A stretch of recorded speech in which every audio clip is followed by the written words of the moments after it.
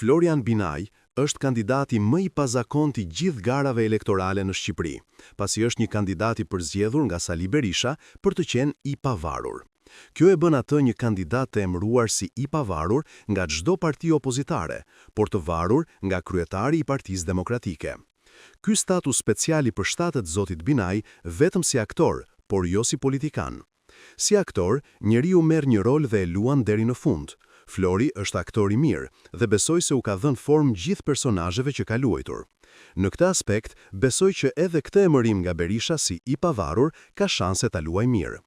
Por kujdes, kjo vlen vetëm për ekran, nuk vlen as për fushat dhe as për bazën e Partisë Demokratike.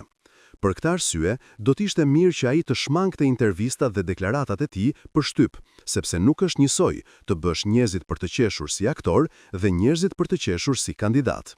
Kur je aktor dhe bën njerëzit për të qeshur, quhesh i suksesshëm. Kur je kandidat dhe bën njerëzit për të qeshur me deklaratat e tua, je i dështuar pa filluar. Dhe po shikoj sa i ka shkaktuar shumë të qeshura me deklaratat e tij mbrëm në Top Channel. Keq kuptimi i tij që ai është një kandidat që do bëj takime pa pasur nga pas politikanët e opozitës duhet shpjeguar, nëse ky është dekor apo thelbi i fushatës.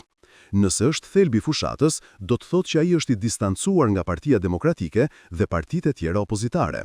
Kjo është fyerje për elektoratin e tyre dhe rrezikon ta bëjë atë një dordolec në fushat që nuk i shkon pas askush. Nëse e ka brenda rolit që është caktuar si aktor elektoral, do me thënë janë dakordsuar të gjithë që ai ta bëj vetëm fushatën, por nga pas të qëndroj PD dhe partitë e tjera duke mbledhur votat për të, kjo është një mashtrim për publikun, por përsëri është shumë më mirë se sa të jetë e vërtet që ai nuk ka punë me kryetarët e partive opozitare. Të gjithë e dim që PD në fund nuk do një faturë për humbjen dhe ndaj ka emëruar një të pavarur për të justifikuar humbjen. Por kjo nuk do të thotë se PD do që ky të humbas sa më thellë.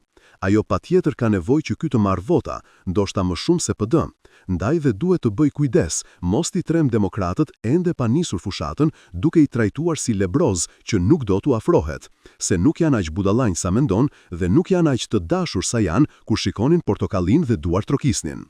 Së fundmi, duhet të bëj kujdes kur flet, sepse deri më sot, gënjeshtrat i konsideron batuta në sken, por në politik, gënjeshtrat janë moralisht të dënueshme dhe në fushat janë bomba me sahat.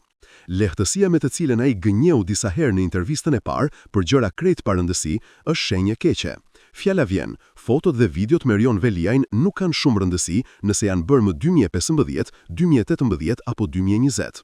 E rëndësishme është që ai ka qenë pjesë e roleve që Veliaj i ka caktuar për PR-in e tij. Nxitimi për të gënjur që ai s'ka qenë në dieni apo që janë bërë kur ka qenë ministër, tregon që ai ka siklet nga jeta e tij e mëparshme dhe përpiqet ta mbulojë me gënjeshtra.